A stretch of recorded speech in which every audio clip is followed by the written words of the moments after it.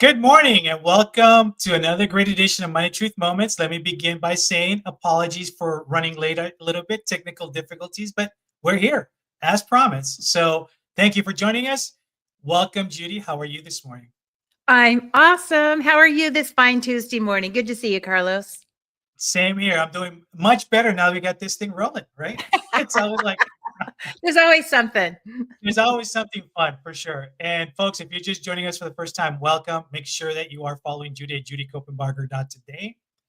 We've been on this series of different things between helping our personal lives, our business community. And today we're going to talk about investments and savings, understanding what compound interest really is. It's like, to me, it's foreign. And I'm sure for a lot of our folks, it's foreign. So what do you say we get started today, Judy? I'm ready. Let's do it. All right. So let's start with the obvious. Like, what is compound interest and why is it so powerful? Oh, because time is your friend. So what compound interest does is it takes, let's say you have $100 and you earn 10% return. That means you have $110, right? After that period of time.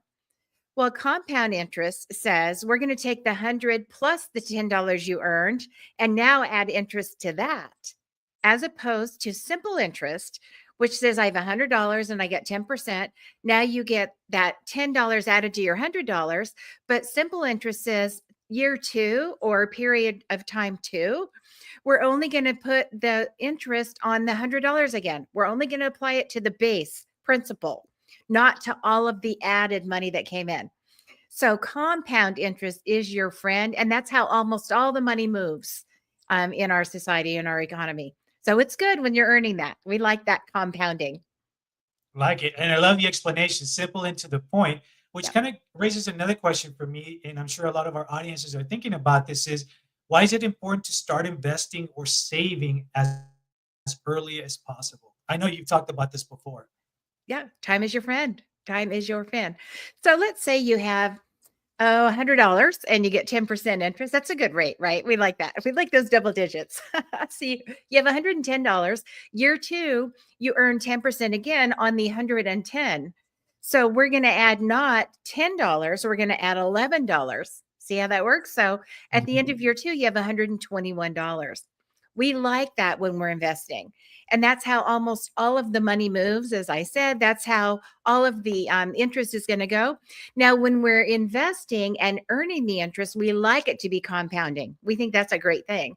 When we're loaning our money, however, right? I mean, yeah, when we're borrowing money, loaning money is bond, but when we're borrowing our money, we want to make sure that we know what those rates are because they're also going to compound.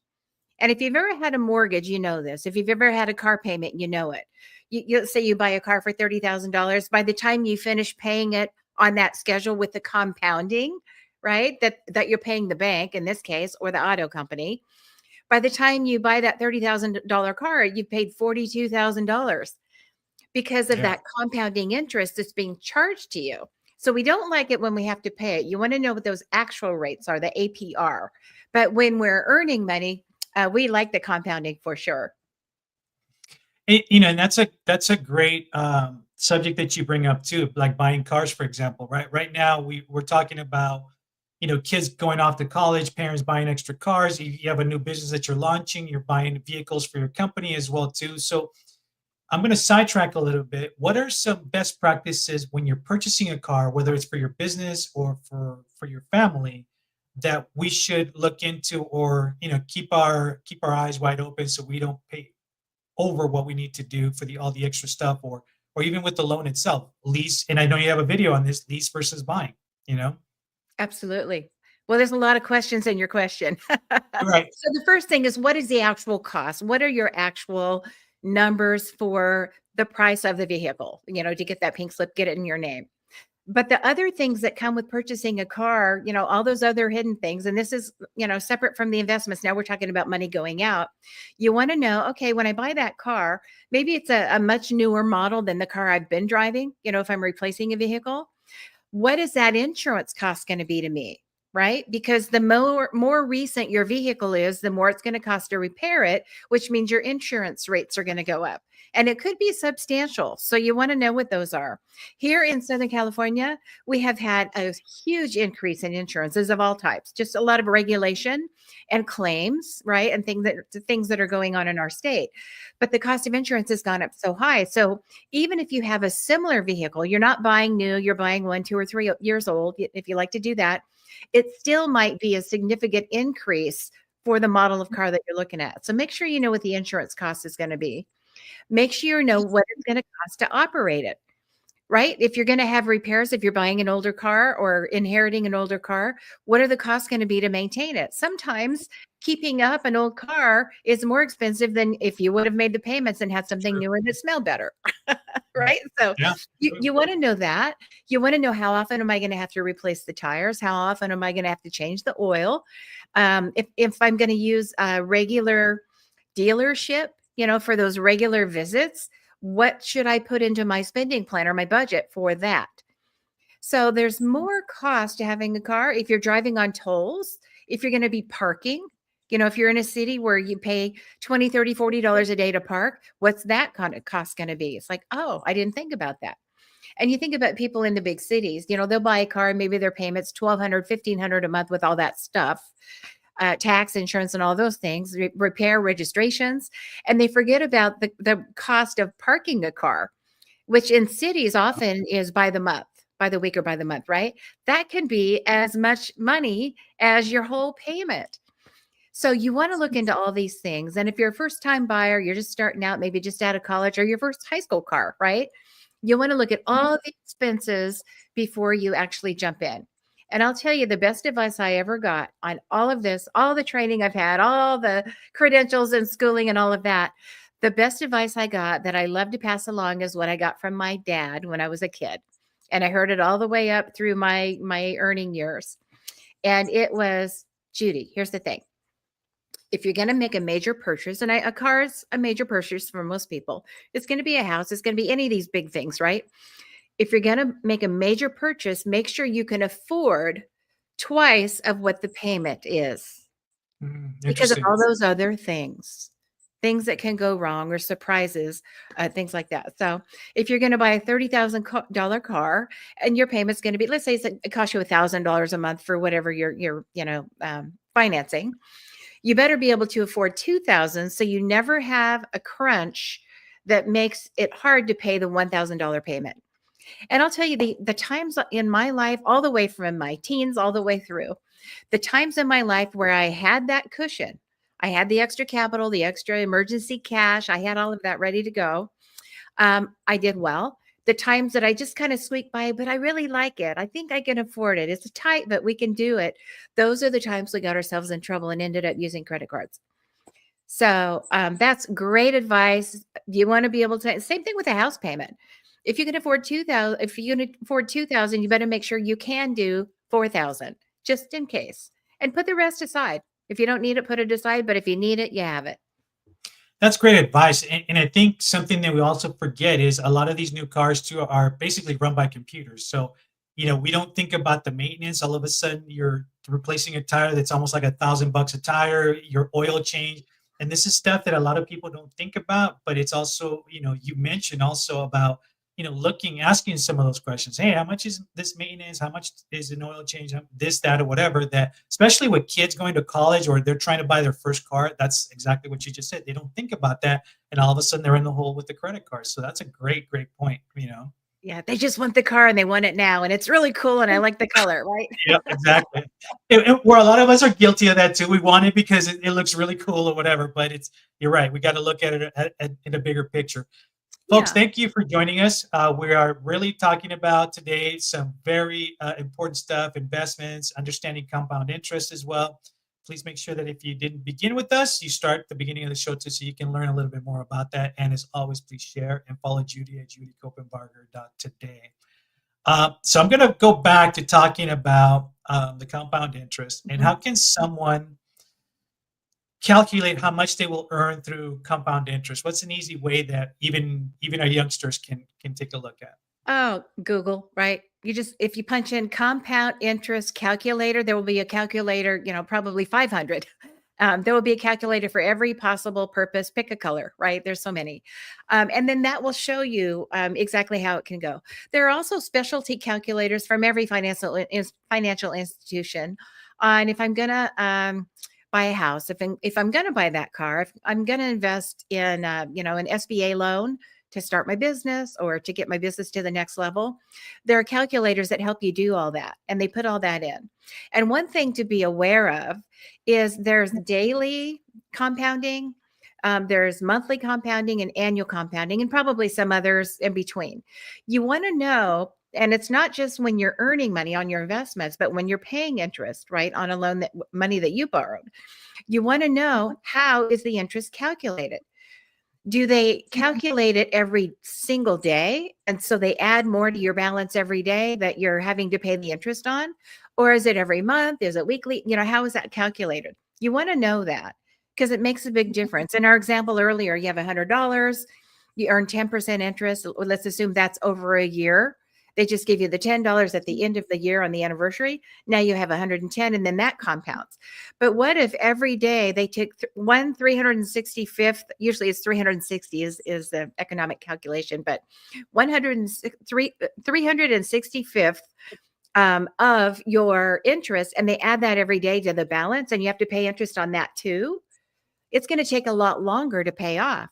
And that's how a lot of mortgages are, unfortunately. So you want to know that, and you want to know the impact of that over time.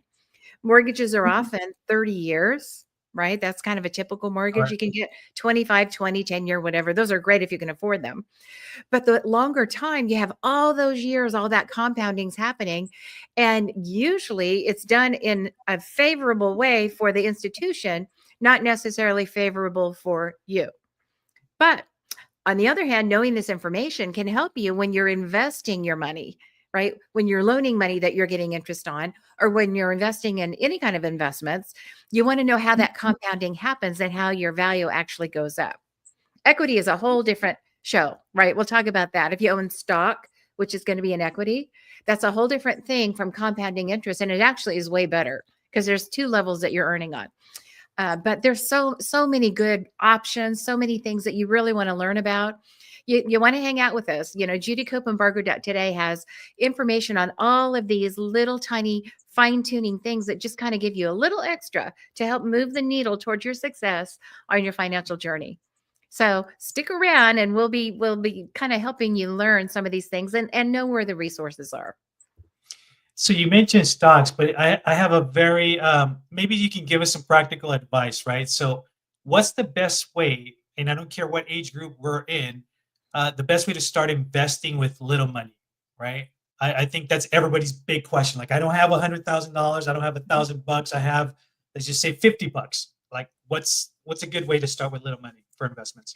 Well, I would probably start with a little more than 50. At 50, you're going to be tempted to go online and buy something that, really you probably shouldn't dabble in. But I would say once you have $500 or $1,000 saved up or more, if you're just starting out, I think one of the best ways to go is no load mutual funds or ETFs. It's going to be spreading the risk for you. It's going to have very low costs. There will be some costs, but very low. And doing that, you're probably going to be needing to work with someone who has the expertise to guide you which one is better than another. Because you can spend 3, 4, 5% a year on management of those, or you can spend less than 1/4% managing those, right? You want to get the one with no cost or very, very little cost. Under 25 bips, we would say, or 1/4% is kind of in the no load category. So if you can get down there where it costs you hardly any to get that whole bandwidth, that whole spectrum of different investments, that means you're buying a little tiny slice of a company like American Airlines or Genworth or Amazon, right? A little tiny slice of a whole bunch of companies.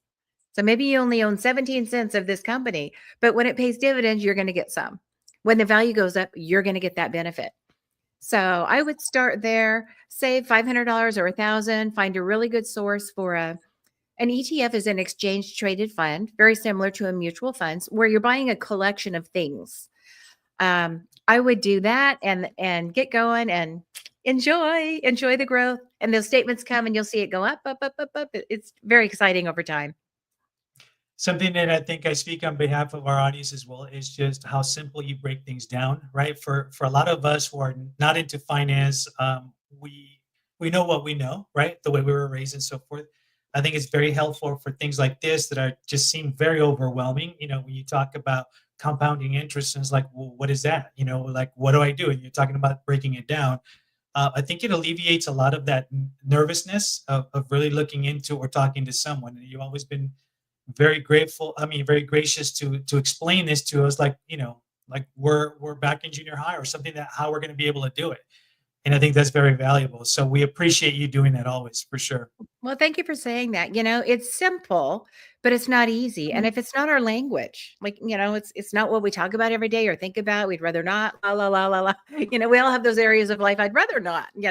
I don't Mhm. feel comfortable. I'm not confident there. But one thing I must say about investments is the temptation is to put money in the bank and leave it there. You know, our Right. our great grandparents taught our grandparents that taught our parents that taught us save your money, save, save, save your money. And we were given piggy banks as kids that save your money. Well, Yeah. for what? That doesn't help us manage it. And so there is a place for uh, cash reserves, and there's a place for emergency money, and there's a place for savings.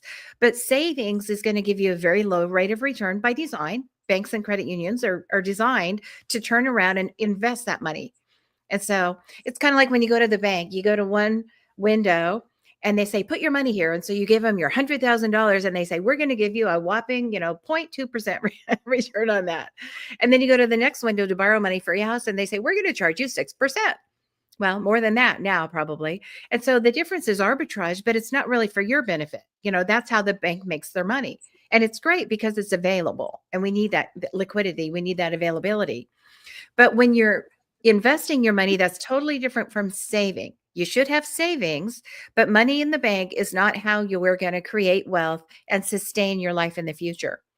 You want to have both, but you want to have it in the right balance. So I've got to say, when you asked about investments, don't just put it in the bank and call that an investment. That interest you get is never going to even track inflation. So you're kind of losing over time, right?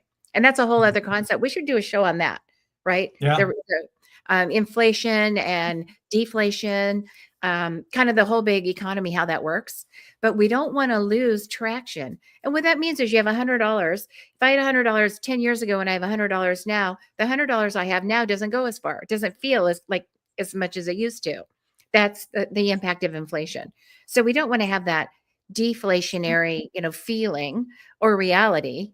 And when it comes to just saving our money, we want to invest it and let it grow too. So it can outpace all that. Excellent. And folks, it's almost the end of the show, and you know what that means.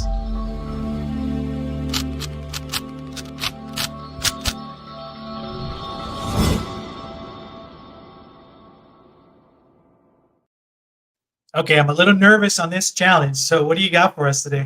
Oh, it's not hard. It's not hard. It's just a little legwork.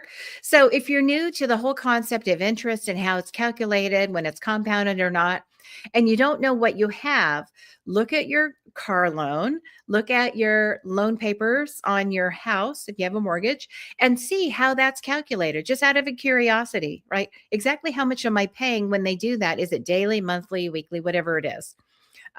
Look at that. Know your numbers. That's the first challenge. The next challenge is help someone else in your life learn this concept. Very simple. It's not something top of mind for us every day because we're trying to figure out what are we going to eat, where are we going to go, how are we going to get that right. We're doing our life. But if you really want to do a deep dive and master some of these concepts that make a difference and impact us every day, share this with other folks in your life, young people. If you've got kids, if you've got grandkids, if you've got people that you're mentoring or neighbors, whoever it is, share these concepts with them so they get it too. There's no reason anybody should be financially illiterate in this country, right? We have so much Right. information available. It's just getting the right stuff. There's your challenge.